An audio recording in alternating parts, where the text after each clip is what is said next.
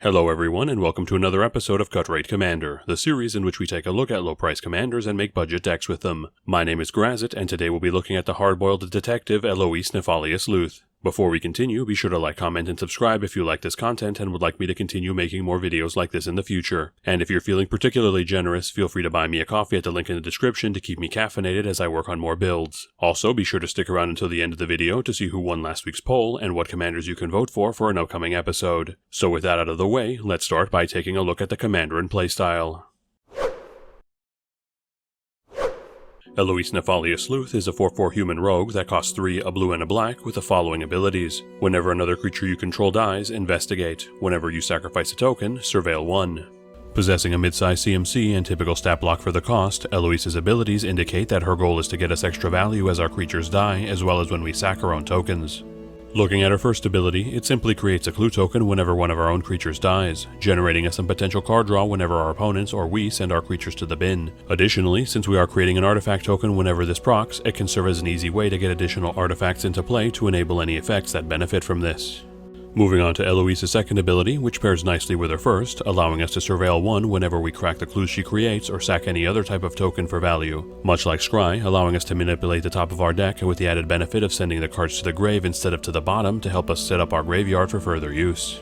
As one would expect from a detective, it looks like Eloise is interested in investigating our creature's untimely demise, gathering up clues for us to use as a source of value, then boosting up said clues further by tacking on surveil 1 as we crack them. But why settle for getting value out of one or the other when we can do both simultaneously, namely by sacking creature tokens to generate additional clues and surveil at the same time? In order to accomplish this, we'll be running an artifact build focused on generating artifact tokens of all kinds with special interest in creature tokens, aiming to flood the board with mechanical bodies of all sorts that will generate us value as they get dismantled. But to get the most out of our mechanical assistance, we'll need to do some of the dismantling ourselves, so we'll be running plenty of ways to sack our creatures and artifacts for value, providing us with general effects like card draw and life gain, as well as more potent ones like tutoring and even generating us extra turns, all while our commander creates more clues and arranges the top of our deck and grave. Speaking of which, we wouldn't want our graveyard to go to waste, so we'll be running plenty of artifact and creature recursion sources, allowing us to pull our resources back to hand when our opponents deal with them on the field or when we send them to the grave ourselves. Now the game is afoot. Eloise has worked the most dangerous cases Innistrad has to offer, both against monstrous culprits and against all too human monsters as well. No case has ever been too difficult, and when compared to those, dealing with our opponents should be elementary.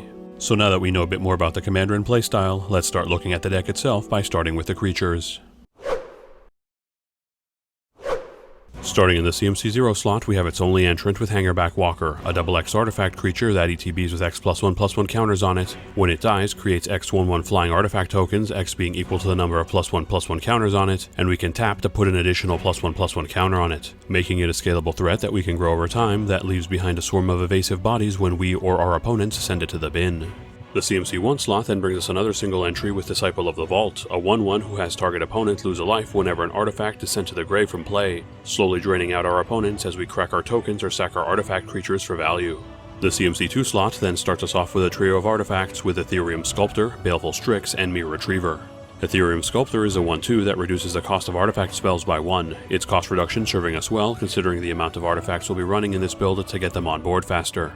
Baleful Strix is a 1/1 flyer with Death Touch that draws us a card when it ETBs, serving as a potent defensive body that cantrips, which we can easily bring back again and again with our recursion sources to get even more value. Mirror Retriever is another 1/1 who, when it dies, returns another artifact from our grave back to hand, providing us with a simple recursion effect to bring back any artifact we may need back from our bin, providing we have a sack outlet to feed it to. Finally, we close out this slot with Sage of Latinum, a 1/2 that we can tap and sack an artifact to draw a card, giving us our first source of sacking artifacts or card advantage, this one being limited to once per turn, but being free and not being limited to creatures for additional flexibility on its targets. The CMC 3 slot then opens up with some legendary entrants, those being Emry, Lurker of the Loch, Casket the Flesh Sculptor, and Psy Master Thopterist. Emry is a 1/2 who costs 1 less to cast for each artifact we control, mills us 4 when she ETBs, and who we can tap and choose an artifact from our grave, allowing us to cast that card until the end of the turn, usually able to come into play for a single blue and allowing us to set up our graveyard even further while enabling us to recur those resources from it afterwards. Casket is a 1/3 that we can tap and sack 3 other artifacts and or creatures to look at the top 3 cards of our deck, putting 2 into our hand and 1 into our grave, serving as another sack outlet that gets us card advantage, this one further allowing us to set up our grave as he does so. Sai is a 1/4 that creates a 1/1 flying artifact token whenever we cast an artifact spell and lets us pay 1 a blue and sack 2 artifacts to draw a card, providing us with a steady stream of evasive bodies as we cast our other artifacts that he can later convert into card advantage if needed as many times as we can afford per turn. A pair of black entries then join us with Fane the Broker and Nadir's Nightblade. Fane the Broker is a 3/3 that we can tap for the following effects: sack a creature to put 2 +1/+1 counters on target creature, remove a counter from a creature we control to create a treasure token, or sack an artifact to create a 2/1 flyer, additionally letting us pay 3 and a black to untap him, making him a sack outlet for both creatures and artifacts that provides a host of useful effects that we can take advantage of multiple times per turn provided we have the mana. Nadir's Nightblade is a 1/3 who, whenever a token we control leaves play, has each opponent lose a life while we gain a life. Like Disciple of the Vault before it, weaponizing our clues and token sack outlets by turning them into drain, this time affecting all our opponents simultaneously while healing us as well. Moving back to artifacts now, we have 3 more joining us with Scrap Trawler, Junk Diver, and Workshop Assistant, all 3 allowing us to recur artifacts from our grave back to hand, the first being a 3/2 that returns an artifact of lesser CMC when it or another artifact dies, while the latter 2 are a 1/1 flyer and 1/2 respectively that return any artifact when they die, giving us a potent artifact recursion suite which are capable of recurring each other if needed. Some artifacts that create tokens are up next with Ethereum Spinner and Academy Manufactor. Ethereum Spinner is a 1/2 that creates a 1/1 flying artifact whenever we cast a CMC 4+ spell, generating us more evasive artifact tokens as we cast our commander and other high-end spells at no additional mana cost. Academy Manufactor is a 1/3 that, if we were to create a clue, food, or treasure token, creates 1 of each instead, turning our commander's clue generation into life gain and ramp as well, while additionally helping us flood the board with more artifacts for our payoffs to take advantage of. Finally, we end this lot with 2 more artifacts, those being Scrapyard Recombiner and Burnished Heart. Scrapyard Recombiner is a 0/0 with Modular 2 that we can tap and sack an artifact to search our deck for a construct card and add it to our hand, allowing us to tutor up a fair number of artifact creatures for no mana cost and even powering up another artifact with its +1/+1 counters if it's dealt with thanks to Modular. Burnished Heart is a 2/2 that we can pay 3 and sack to put 2 basic lands from our deck into play tapped, serving as a decent land ramp source that we can easily recur back in this build to reuse over and over again. Entering the CMC 4 slot, the top half of it brings us some token generators with Whirler Rogue, Golden Guardian, and Myriad Construct. Whirler Rogue is a 2/2 that creates 2 1/1 flying artifact tokens when it ETBs and lets us tap 2 artifacts we control to make target creature unblockable until the end of the turn, giving us 3 bodies for the price of 1 and allowing us to use our smaller artifact tokens to enable our larger creatures to get in for damage. Golden Guardian is a 4/4 artifact with Defender that we can pay 2 to have it fight a creature we control, transforming into Goldforge Garrison if it dies before the end of the turn, a land that taps for 2 of any one color and lets us pay 4 and tap it to create a 4/4 artifact token, initially giving us an on-curve defensive body that we can later have run into a smaller token, then sack to 1 of our sack effects, to both give us ramp and a mana sink to produce decent size artifact tokens for further use. Myriad Construct is a 4/4 artifact with Kicker for 3 that, when it dies, creates 1/1 artifact tokens equal to its power, and, if kicked, comes into play with +1/+1 counters equal to the number of non-basic lands our opponents control, making it another serviceable body for the cost that can become absolutely massive when kicked if our opponents are running an expensive land base, while also leaving behind a decent number of tokens when it's finally dealt with. Then the latter half of this slot brings us a trio of artifacts with Joyra's Familiar, Felagree Familiar, and Solemn Simulacrum. Joyra's Familiar is a 2/2 flyer that reduces the cost of all our historic spells by 1, giving us another artifact discount source, this one on an evasive body that can get in for damage easily. Felagree Familiar is a star 3 flyer whose power is equal to the number of artifacts we control, making it an evasive body that can get absolutely massive thanks to our artifact token generation, easily capable of surpassing 10+ power to take huge chunks out of our opponent's life totals. Solemn Simulacrum is a 2/2 that, when it ETBs, puts a basic land from our deck into play tapped and, when it dies, draws us a card, serving as a good value piece that provides both ramp and card advantage, both of which we can take advantage of again and again thanks to our recursion. The CMC 5 slot then brings us a trio of entrants with Sly Requisitioner, Kuldrotha Forgemaster, and Mishra's Self-Replicator.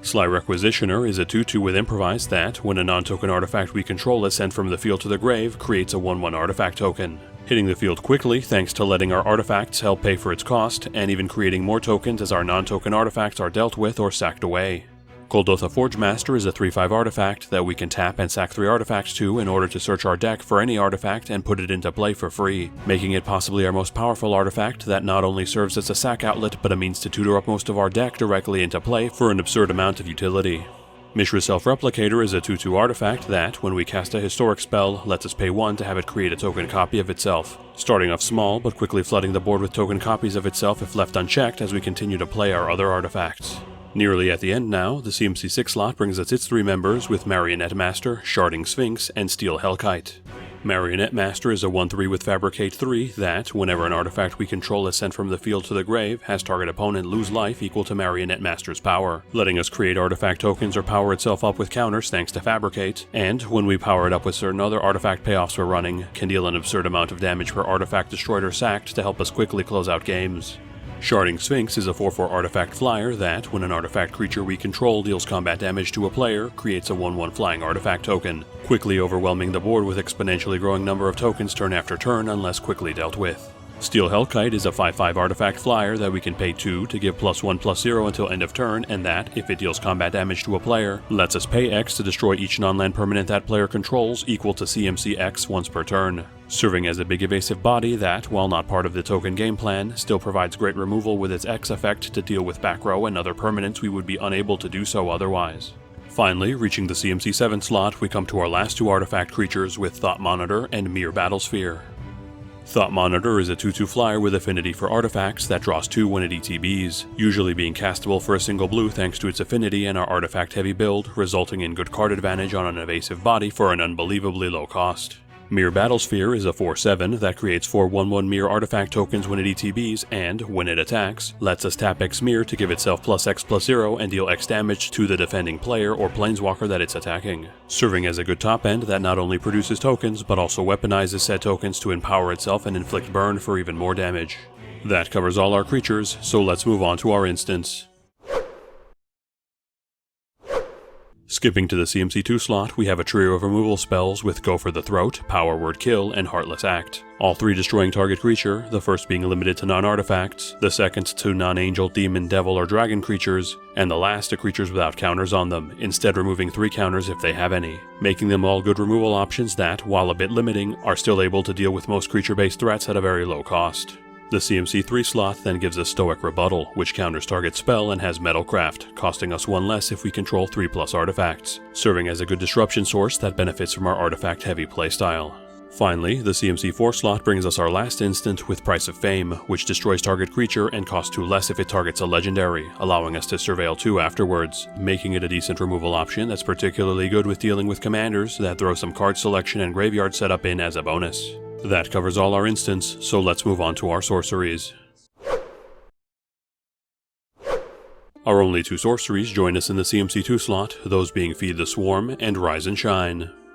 Feed the Swarm destroys target creature or enchantment and has us lose life equal to its CMC, giving us a way to deal with enchantments which is normally outside our color's range while still being a passable creature removal option as well. Rise and Shine has target non-creature artifact become a 0/0 artifact creature and gain 4 +1/+1 counters, which can also be cast for its overload cost of 4 and double blue, making it a spell that will always be overloading to turn our clue tokens, mana rocks, and even our artifact lands into an instant army that can easily close out games for us out of nowhere.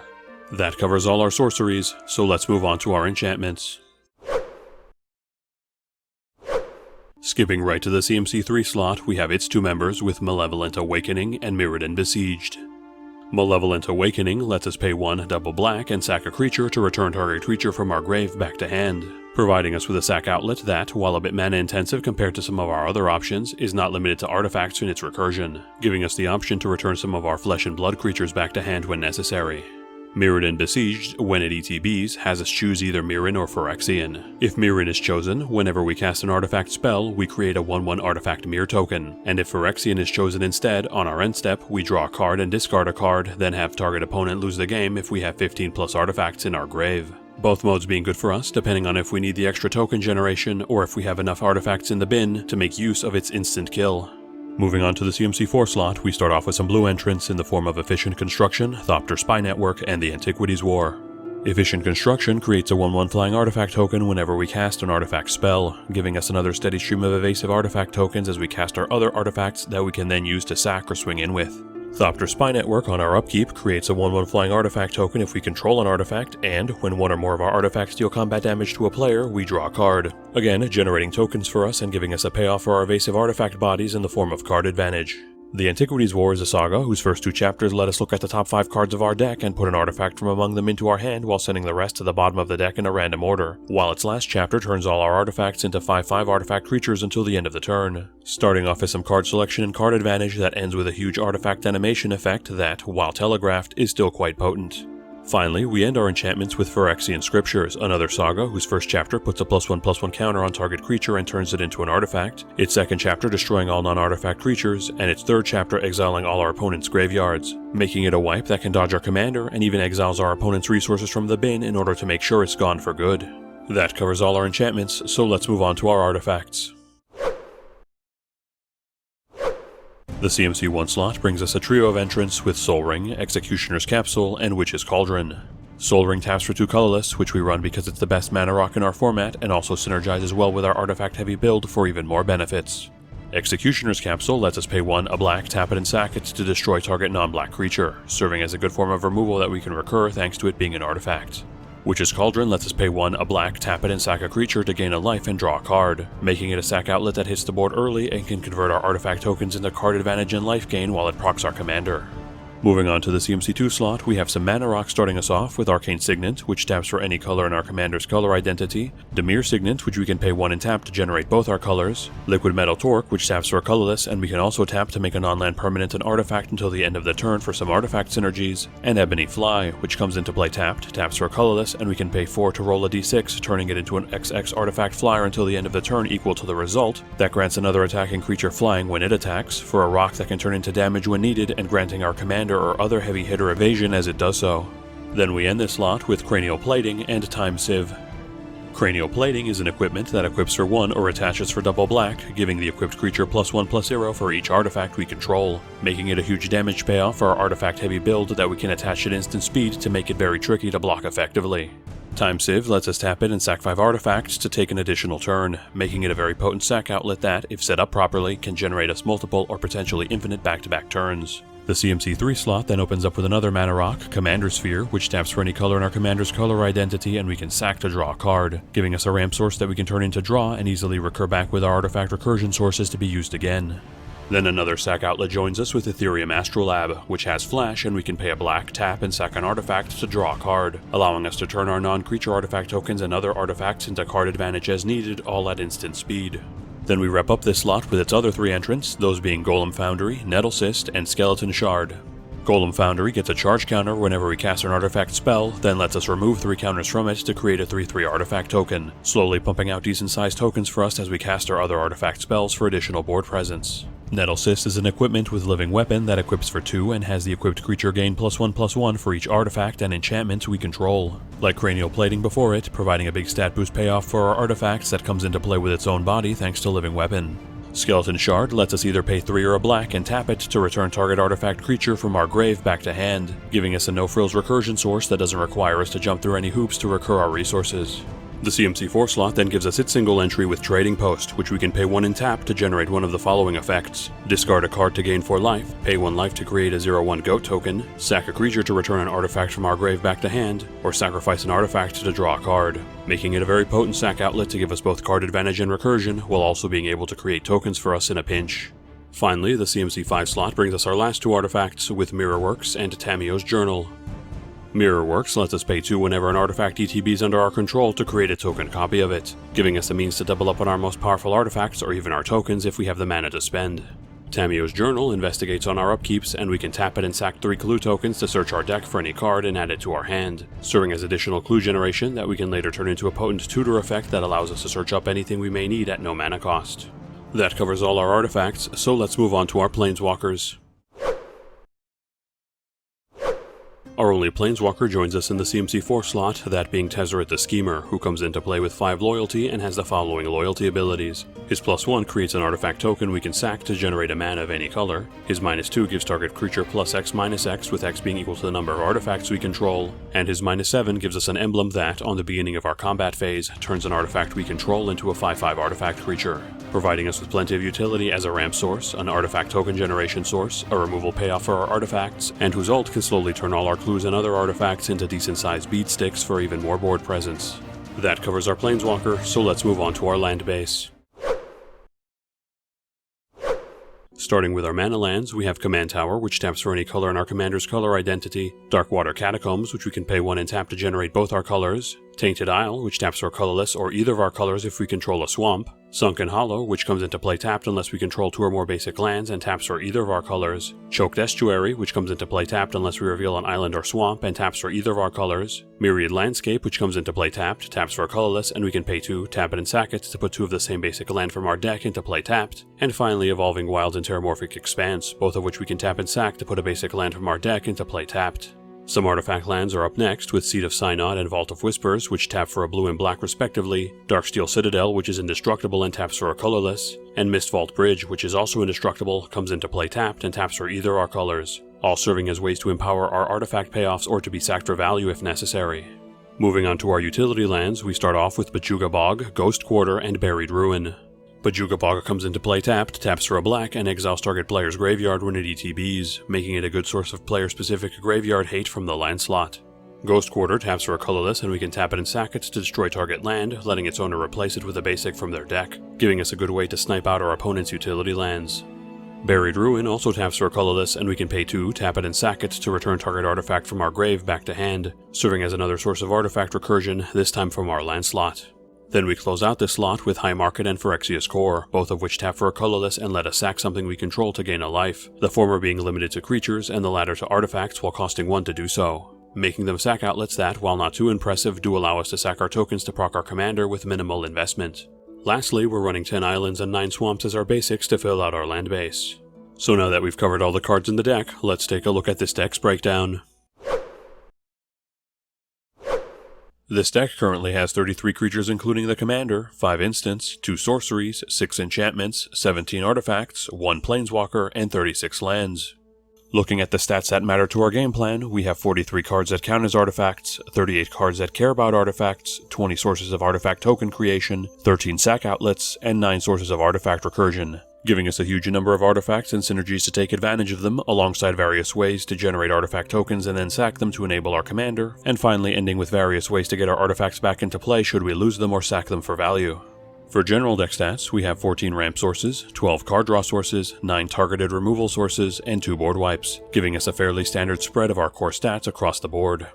Looking at our mana curve, we have 1 0-drop, 4 1-drops, 15 2-drops, 20 3-drops, 13 4-drops, 6 5-drops, 3 6-drops, and 2 7-drops, giving us a mid-range curve that aims to set up our ramp and token production quickly, then bringing our commander into the fray before we start sacking away our tokens for value or start pushing in for damage with our army of tokens. Currently, this deck is valued at $65.18, not counting the price of basic lands or shipping. This price was calculated by using the cheapest listed marketplace price on TCG Player at the time of this recording. For side grades, there are other artifact token producers that may be worth considering. For example, Nuisance Engine, Puppet Conjurer, and Thopter Assembly can all get us additional artifacts into play to either sack or get additional board presence, either by pumping mana into them or meeting certain requirements. Some other Artifact Matters cards could also be good, such as Reverse Engineer, Thoughtcast, and Thirst for Knowledge if we're looking for alternate card advantage sources, while Reshape and Whir of Invention are good artifact tutors that put said artifacts right into play.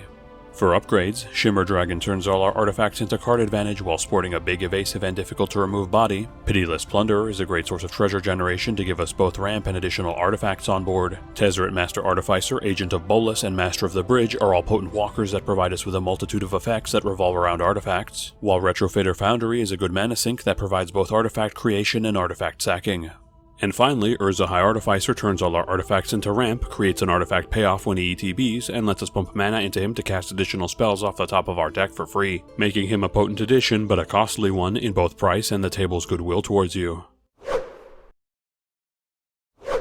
Thanks everyone for sticking around until the end of the video. Before we move on to the poll results, it looks like this channel has cracked its 1700 sub milestone, so I'd like to take a moment to thank all of the subs, as we would be unable to grow without all of your support. Thank you, and I hope you continue to enjoy the content. Looking at the results of last week's poll, it looks like Lace, a Forgotten Archangel, will be forgotten no longer as she claims the top spot, so look forward to her and her flight commanding an Orzhov Aristocrat-style build next week. Moving on to this week's poll, I think it's high time that the humans of Innistrad are given the chance to fight against the encroaching darkness themselves, so we'll be having some Selesnyan human-centric commanders joining us this time around. Those being Catilda Dawnheart Prime, Kyler Sigardian Emissary, and Sigarda Champion of Light. Please cast your vote in the Community tab, link in the description, and let me know in the comments who you voted for and which commanders of Midnight Hunt you'd like to see in a future poll. That said, since tomorrow is Halloween and it's only appropriate I provide some treats for those of you who keep visiting the channel, I may not have any candy, but what I do have is a Halloween special extra episode of a Cut Rate Commander featuring none other than Gissa Glorious Resurrector, which I will be giving out instead. So be sure to check it out when it drops tomorrow as a special Halloween treat for all you fine folks. Before we close out, again, be sure to like, comment, and subscribe if you haven't done so already, as this channel cannot grow without your support. And if you're feeling like showing your thanks by keeping me caffeinated while I make these videos, feel free to buy me a coffee at the link in the description. Speaking of which, I'd like to shout out Jake and Adam for the donations. Thank you too for keeping me caffeinated as I work on these deck techs. And if any of you would like to support the channel in a different way, feel free to check out the deck lists floating around my head if you'd like to see the latest builds, or click on the link above for a playlist of all the Cut Rate Commander episodes I've made so far. And with that, have a good one folks, and stay safe.